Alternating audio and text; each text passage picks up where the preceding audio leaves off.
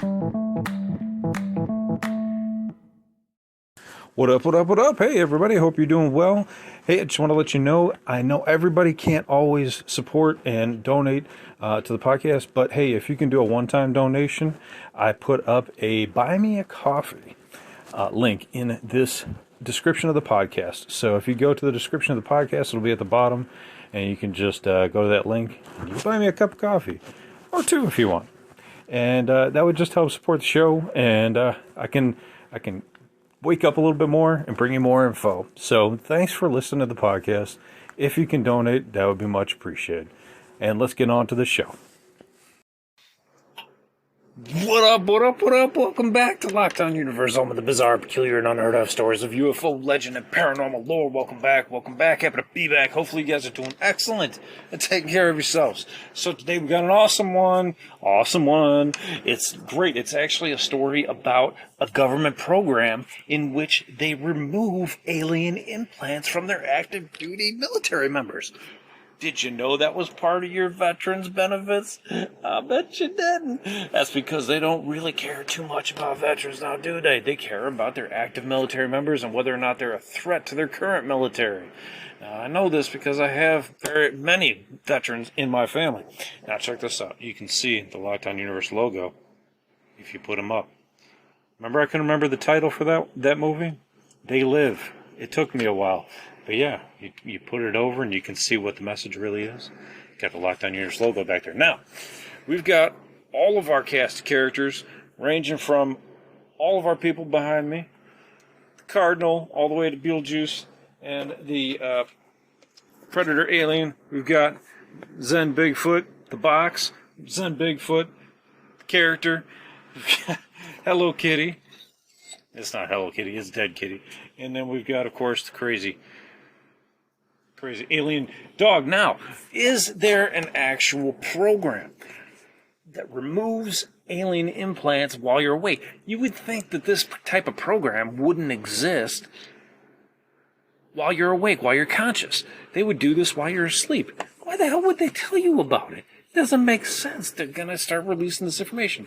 So this is really interesting. This whistleblower called in to another individual who does have another program, and he talked about the fact that this program exists. This program took him in. So he was an Air Force ship engineer, right, or maintenance engineer on helicopters and some of the other aircraft that they have. So he wasn't a pilot, but he did have an alien implant in him. They took him and flew him out to San Diego to meet with a doctor to get this thing taken out. He had no clue why he was going there. He thought it was just a general physical, and they took an X-ray of his head. And when they took this X-ray, they found out this dude had a Tylenol pill-sized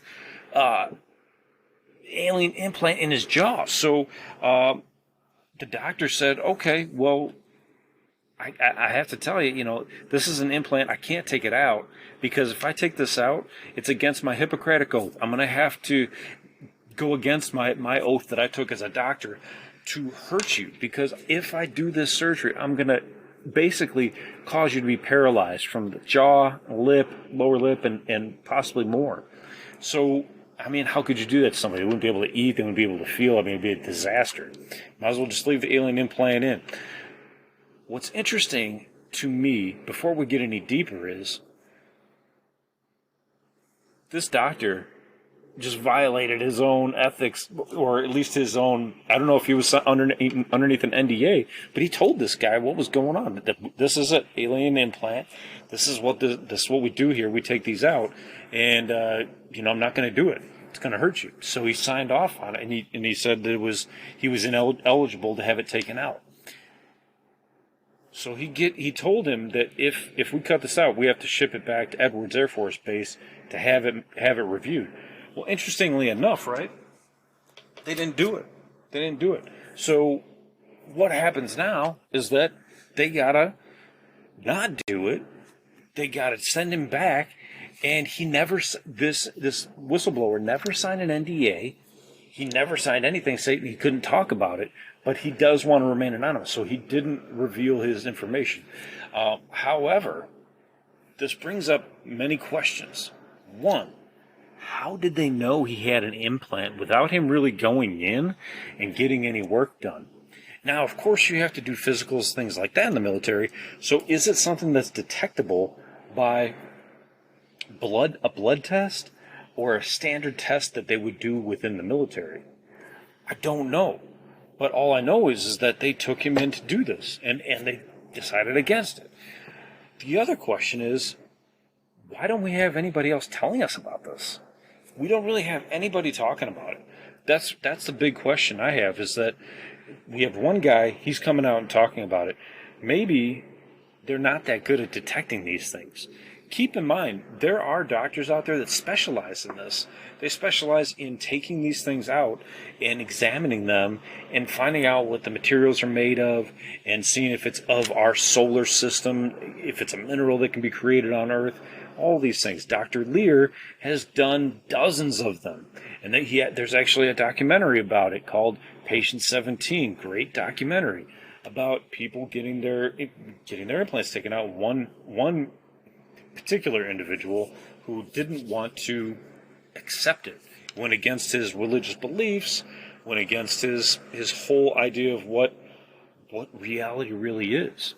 So yes, I have my inner Tupac going on today with this bandana.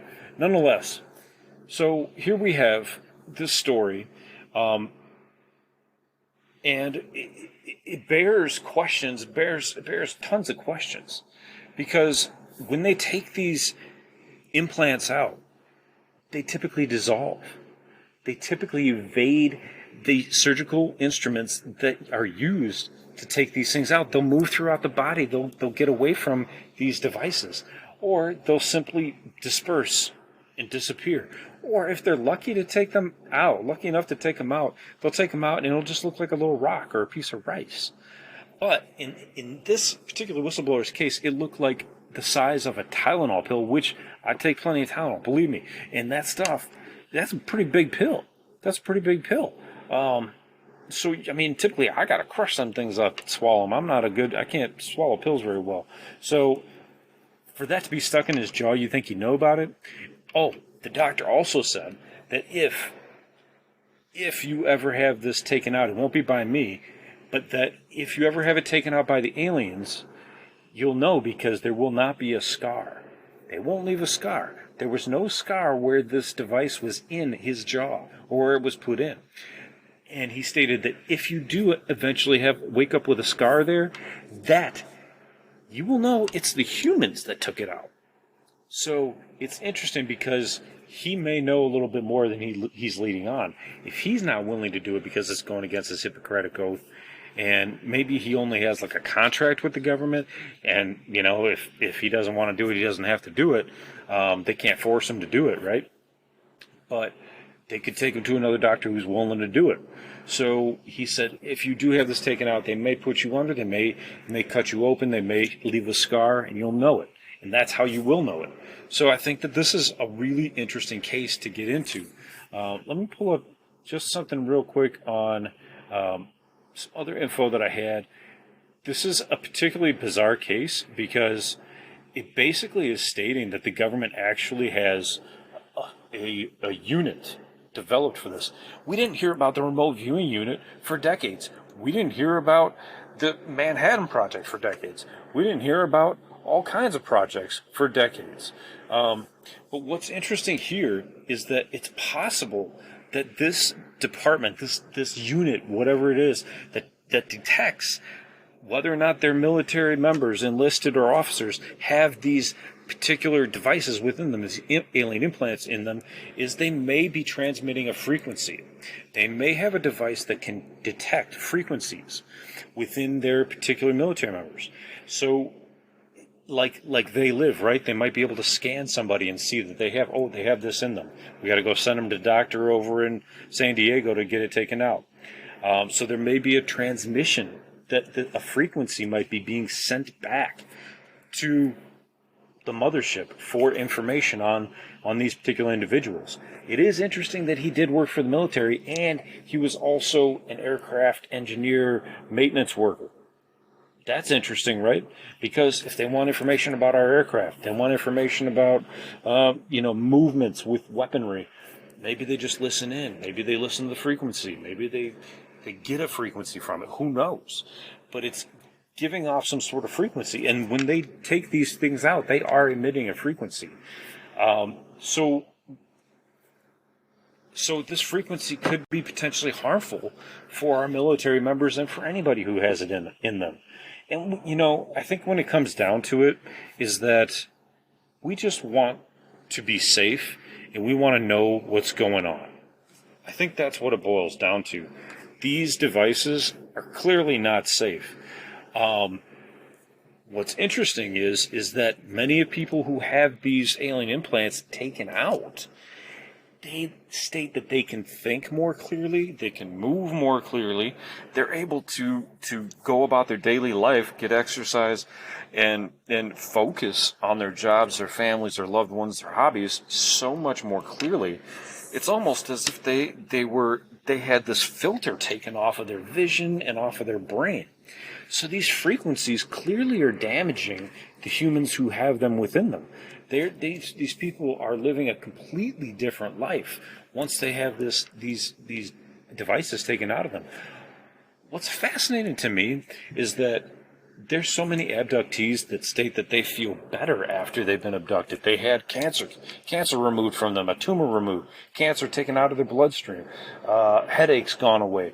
They have the ability to see through walls and objects and through their ceiling into the stars. They absorbed the powers of the aliens that they were around.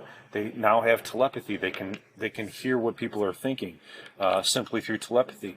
So it's interesting to see that some abductees gain these superpowers. Maybe they have an alien implant that's causing that as well, or maybe they just simply absorbed it by being around these aliens and being abducted. But wouldn't you think that these aliens who are implanting these implants, that they could create a device that would make you feel better while you have this device in you? These devices shouldn't cause more problems, being that they should come from a civilization that is far more advanced and could create a better you while it's in you. If you're feeling malaise, you're feeling sick, you're going to go to the doctor, they might be able to see this thing and just take it out. Why would you put something into a person that might eventually get taken out? It doesn't make any sense. It could be that it's multiple different species. So it could be a species that's not as highly developed as, a Zeta Reticulan or an Arcturian.